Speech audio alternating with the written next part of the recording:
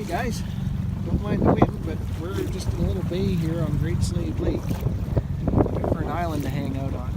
A little exploring, a little ways outside of town, at least for this thing, with the amount of fuel I can carry. So, cool spot though, eh? We're gonna keep an eye on the weather here too. Make sure we don't get stuck out here in some bad stuff. Yeah. See what sort of escapades we can get up to on this one. See you guys in a minute.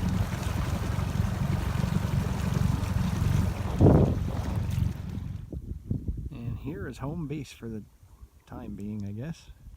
Looks like a nice little spot to camp though. Here's our island.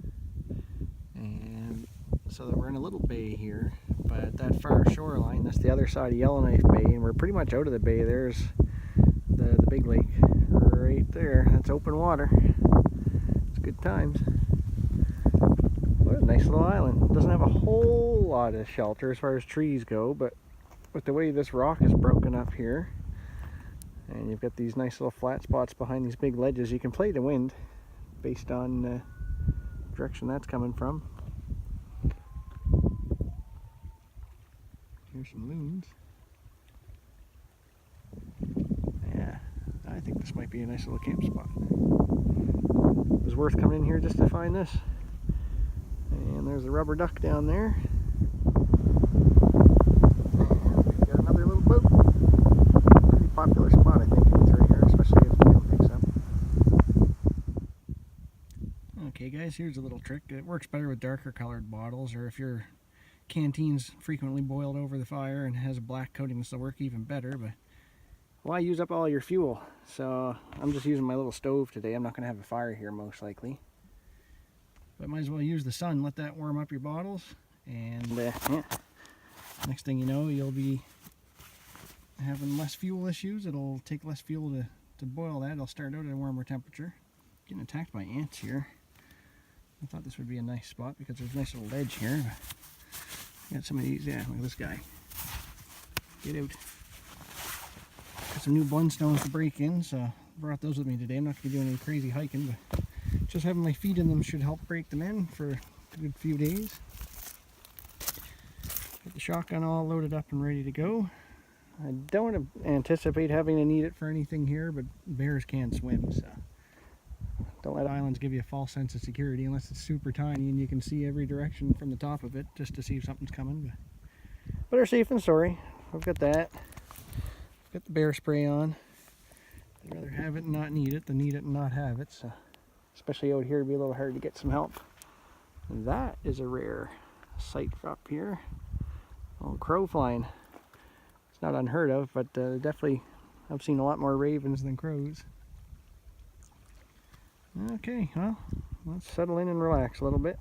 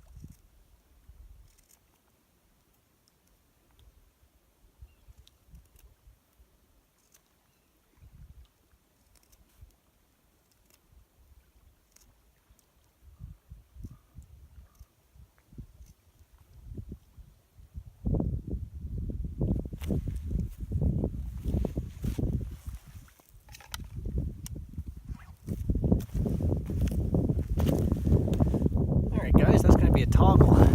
So, just to make things a little quicker and easier, I did use my Swiss Army knife saw to cut that main branch off and then just to cut a section to work on, but you can quite easily cut that with your knife too, which I did up here. So it's nice and smooth so it doesn't catch on your rope or anything like that. And if you guys saw me rolling my blade, just gotta be careful it doesn't come off and hit the rocks. So you might want to do it on top of wood if you've got wood in your area. You don't really have that luxury. Yeah, so I just roll down and cut across the fibers on a bit of an angle and then do the same thing over here. It's almost like chopping a tree with an axe. You're cutting a kerf and coming down to a point. So that's one way you can attach this to a string. The other way would be, like for instance on my Swiss Army knife, I could thin this down a bit until it's, well I mean right now I could probably get my awl through it, but long story short, you could take the awl and drill a hole through it and then tie it almost like a lanyard onto there. But I've just cleaned the ends of this off so it doesn't fetch up on the rope, and you're going to see what that's used for here in a second. Now just for demonstration purposes, I'll do this one with my Swiss Army knife for you guys. So if you didn't have an awl, most Swiss Army knives do, but if you didn't, you could use the blade still to put that notch in it, or if you've got a saw blade, that'll come in handy too. But if you make it thinner here, then that basically just means you're going to have less material to try and drill through.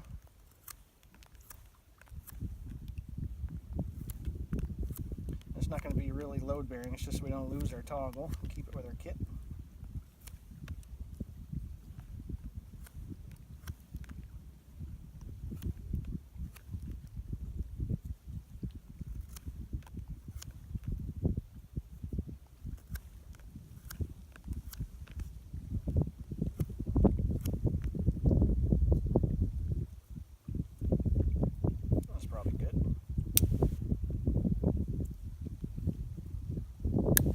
Should work good. I just sharpened my awl again recently.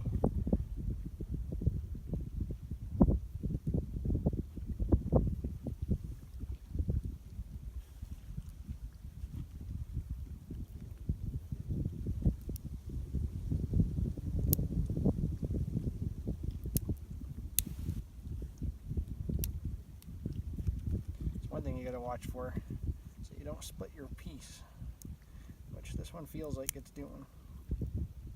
Yeah. So that's a good argument for not making it too thin out here at the end. There's our hole. That's one way to do it.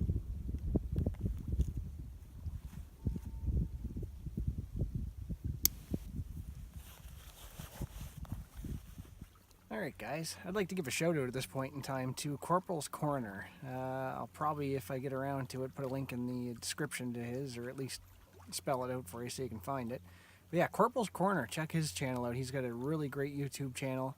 No nonsense, straightforward, everything works. It's just plain, simple, good old-fashioned stuff. So definitely check him out. And the inspiration that he gave me, so normally when I'm putting a ridgeline up, so if I'm going to put up a tarp or some other sort of structure or maybe build something else, when I anchor my ridgeline, what I usually would do is do a round turn and then just 2 half hitches and call it good. And it is good, it's not bad I guess. But what the Corporal showed me, so if you make a bowline knot, I don't know if I'm going to be able to show you guys this real easy on the camera or not. Let's see the easiest way to do this. So you got a little, this stuff's pretty stiff. So you pull a loop on itself and pull it back over the standing end and then bring this through. We'll do a classic bowline, so I'll put that around to the front and pull that tight. So there's your bowline. Now we'll make this a little smaller. That was just to show you guys how it goes together there. Yeah. So say you want a little short one, you don't need a whole lot of extra on this end, so we are just going to fold this down. Yeah, we'll leave about that much. Bring this through. So you basically made a marlin spike hitch, which is what he's really big on for his bowlines. And we'll just fold that over, pinch it.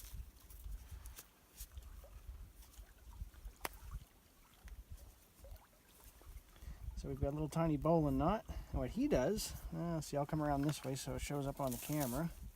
Oh, maybe the other way. Is he just passes a bite through here. And then he has a toggle in here. And once you pull that tight, there's your anchor point. And if you really need to leave camp quick, you're done.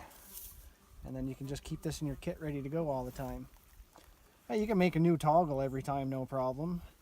Unless you're somewhere there's no trees. We do get that further north from where I'm at here, but not crazy far away. So what I'm going to do is get rid of these spider webs for one thing. Why don't we tie this together? So what I'm going to tie, let's see, we're going to put an overhand knot in this. You guys are probably already coming to the same conclusion. Oh, he's going to be tying a jam knot. And then I'm going to tie another overhand knot around the standing end with the first stopper knot that we tied up from there. And the reason we carved out this is because now I'll pull this guy tight. And this cordage actually stays pretty tight without the stopper knot. That's good to know. If you ever do want to loosen it, just pull on the tag end here. But I'm going to draw this up nice and tight, I hope. There we go. And what we can do at the other end here, I'll just cut this off. You're going to want to take a lighter if it's a type of cordage that melts, like paracord, or this stuff's just polypropylene. Yeah, since we're out in the wind, I better act like all the smokers did in high school. There we go.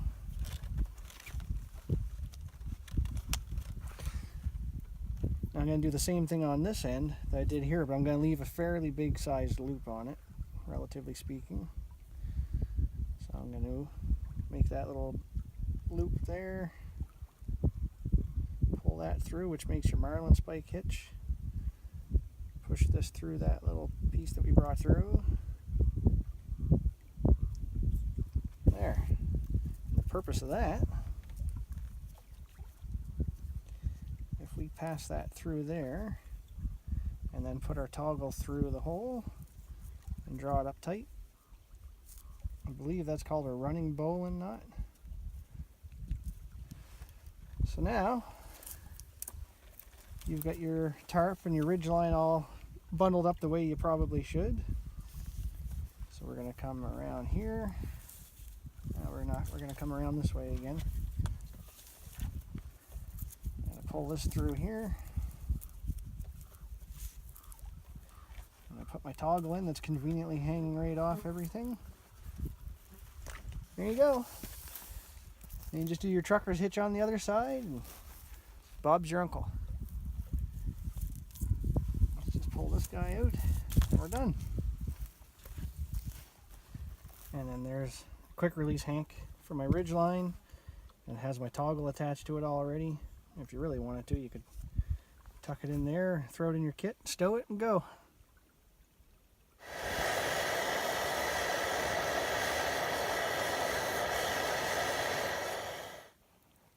And sometimes you gotta watch where you're walking, eh?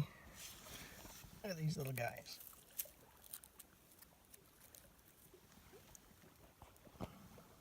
Some of them aren't too right back in there yet, but I thought I smelled these. Yeah.